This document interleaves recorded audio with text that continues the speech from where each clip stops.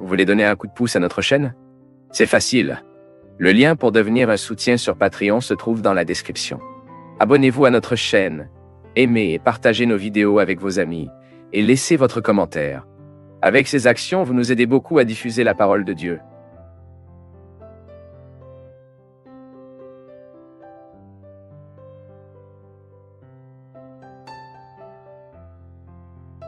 Asaph était un Lévite, fils de Barakia, descendant de Gerson, fils de Lévi. Asaph était un musicien important de David, et a été nommé par les principaux Lévites responsables de la musique. Avec Éta et Emma, lorsque l'arche a été transportée de la maison de l'Édomé Obed à la ville de Jérusalem.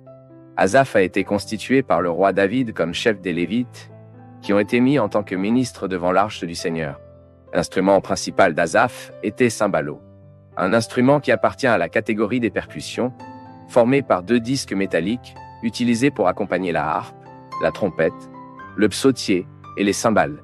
Lorsque le service du service a été définitivement organisé, les 3 familles en charge de la musique et du chant, la famille d'Asaph en était l'une. Les enfants de l'Asaph sont restés la principale famille responsable de la musique jusqu'à la Restauration. En plus d'un excellent instrumentiste et chef de musique, Asaph avait également une réputation de voyant, qui à l'époque était quelqu'un qui a reçu un message de Dieu à la nation d'Israël à travers des visions ou des rêves. Dans la même référence, nous pouvons voir qu'Asaph a été reconnu comme l'auteur de certains psaumes utilisés par Ézéchias pour relancer le culte du temple. On ne sait pas exactement si Asaph a vécu suffisamment pour voir le temple érigé par le roi Salomon déjà consacré, ou si les références qui lui ont fait signifient simplement la famille d'Asaph ou les enfants d'Asaph. Asaph a été reconnu comme l'un des auteurs du livre des psaumes, écrivant ainsi certains des psaumes les plus connus.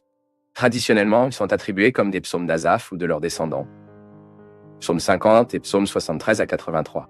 Une caractéristique frappante des psaumes d'Asaph est leur question sur la prospérité des méchants, contrairement à la souffrance des justes. Nous avons clairement réalisé qu'il avait du mal à comprendre une telle condition, au point de se tristesse. Cependant, dans le psaume lui-même 73, nous sommes sûrs qu'il était réconforté sur ces questions, car il a compris qu'il y aura un jour où Dieu se lèvera et que les méchants seront détruits. En plus de Lévite Asaph, la Bible parle également d'un Asaph qui était chroniqueur ou greffier à l'époque du roi Ézéchias, et d'un autre Asaph qui était un officier du roi du Persan et de la garde des Woods royaux, étant très probablement un juif royaux.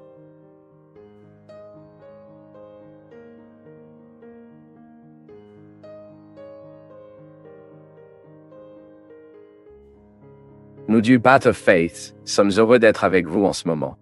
Partagez vos perceptions sur le sujet d'aujourd'hui dans les commentaires, montrez votre soutien en aimant la vidéo et partagez-la avec vos amis.